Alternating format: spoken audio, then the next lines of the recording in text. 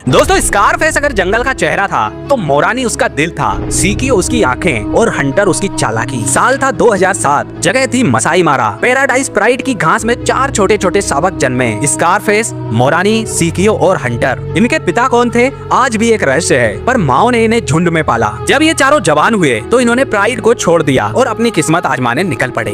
2011 में इन चारों ने मिलकर मार्स प्राइड पर धावा बोला। वहाँ से शुरू होता है इन चारों भाइयों का खौफ। ये चारों भाई अपनी तरह के खास थे। सबसे बड़ा मोरानी, सबसे भारी, सबसे ताकतवर। जब लड़ाई करनी होती स्कारफेस आगे नहीं जाता, मोरानी पहले दहाड़ता था। फिर आता है सीकियो, रणनीति बनाने में माहिर था। इसके कान पर कट का निशान और दिमाग शातिर। फाइट से पहले वो देखता, पढ़ता और फिर वार करता। तीसरे नंबर पर आता था हंटर। नाम ही सब कुछ कहता है। ये किसी घोस्ट की तरह था, दिखता और गायब हो जाता और चुपचाप दुश्मन को खत्म कर देता। कहते हैं जब चारों भाई एक साथ चलते थे तो घास भी सिर झुका लेती थी। लेकिन हर जंगल में एक अंधेरा आता है जो सबसे पहले ज्यादा चमकने वालों को निगल जाता है। हंटर सबसे शांत, सबसे चुप। मार्स प्राइड के हमले के बाद वो अकेला हो जाता है। कहते हैं उसने खुद ही झुंड छोड़ दिया था, शायद कुछ खोजने निकला था, पर वो कभी वापस नहीं लौटा। फिर सीकियो, जो हमेशा आगे बढ़ता था। सीकियो ने बहुत सी लड़ाइयाँ लड़ी, पर एक टेरिटोरियल फाइट में वो पूरी तरह घायल हो गया। उस दिन स्कारफेस भी वहीं था, लेकिन लड़ाई में दोनों टूट चुके थे। आखिरकार सीकियो ने तड़प कर दम तोड़ दिया।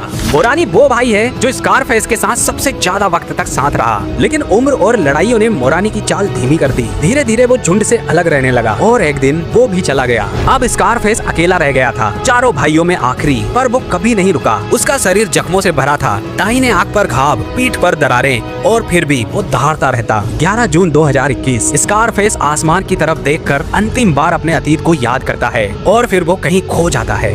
दी मस्कीटियर्स अब नहीं रहे, पर उनकी कहानी हर उस हवा में जिंदा है जो मसी मारा की घास को हिलाती है। मस्कीटियर्स मरे नहीं थे, वो लौट गए वहाँ जहाँ से जंगलों की रूहें आती है।